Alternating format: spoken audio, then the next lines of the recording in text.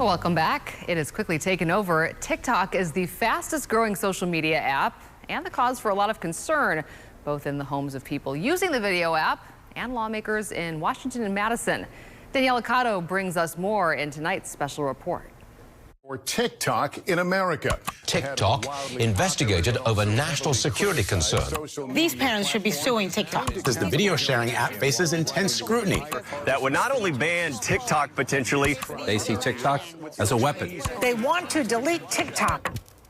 Is the clock ticking on TikTok? Has the social media giant created a national crisis? Here's what we know from local experts, content creators, and lawmakers. Welcome to part one of TikTok Takeover. TikTok was first released in 2016, and when they acquired its rival Musical.ly a year later, they added 200 million users. In 2018, it became the most downloaded app in the U.S., but it didn't actually explode in popularity until health lockdowns were in place in 2020, resulting in TikTok superstars Charli D'Amelio, First things first, and Addison Rae, and I look at him, who make millions of dollars through sponsored content on the platform. And it's cool, right? They're not alone. Pew, pew, pew. I started taking content creation kind of seriously when TikTok came around. It was actually during COVID-19, and I was trapped in my house and really had nothing to do at the time. TikTok now has over 150 million American users. That's half of the U.S. population scrolling through short videos of music, dancing, comedy, and life hacks. I don't watch TV. I don't have cable. I don't watch any YouTube anymore, really. If I spend any of my extracurricular time, I spend it on TikTok. So I'm one of the masses, right? I'm not just a creator on TikTok, I'm a user of TikTok. Today I thought I would try hydro dipping. Content creators Thomas Peck Yes, hello. We need to talk about and Gio Rutherford are both Wisconsinites. I'm gonna hit 1 million followers. T-Peck says he's been a video content creator for over a decade, with 1.4 million people now following his travel adventures. For the first year I was doing it, trying to hit 1 million followers, it was definitely my lifeline. I woke up and I made myself post 5-6 videos a day, every day. Yes, hello. Rutherford was a high school art teacher for 5 years before she became self-employed through TikTok. She now teaches her 1.5 million followers fun and spooky facts about lakes. It's Spooky Lake Month. I think I fitted myself right into a niche of things that people hadn't seen before. 100 lakes residing permanently in a desert. There's all sorts of videos about famous locations around the world that are iconic and beautiful, like Yellowstone or, any of those types of national park settings. But we hadn't really had a global exploration of bodies of water on the planet. And there's 117 million lakes on planet Earth. And it was worth talking about. She says that in 2020, she posted every single day.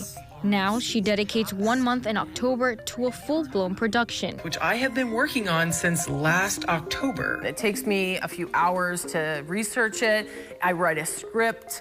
I have to put all of those images and get them set up so they're all stacked correctly. Today you can still find evidence. I do everything on the app. I don't do anything on my computer. I do everything on my phone and on the app. So I spend 12 hours making those videos for Spooky Lake Month. But years worth of hard work might be at risk if TikTok is banned or shuts down entirely in the U.S. I'd like to take a moment to In late March, TikTok CEO Shou Chew testified in front of Congress for nearly 5 hours to address national security concerns. Mr. Chu, you are here because the American people need the truth about the threat TikTok poses to our national and personal security. Here's what we know.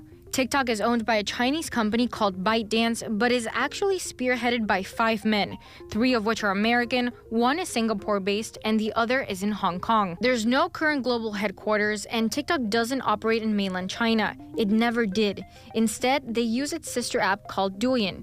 And unlike other platforms like Facebook, Instagram, Twitter, and YouTube, which are all American companies, TikTok poses a unique concern because Chinese law obligates ByteDance to support, assist, and cooperate with state intelligence work. There are real concerns. The fear being that the Chinese Communist Party would utilize this as a tool to spread lies and propaganda. I don't think ownership is the issue here. With a lot of respect, American social companies don't have a good track record with data privacy and user security. And most users don't seem to care about consumer data privacy anyway, but they do recognize that there may be a larger, more political issue at hand.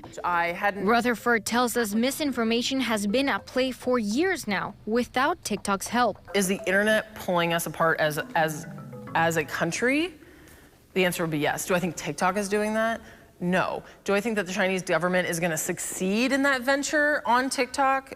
No. Join us tomorrow for the second part of our TikTok Takeover series. This time, experts weigh in on the mental health component, addiction, distraction, cyberbullying, and overall influence. In the studio, Daniela Cado, CBS 58 News.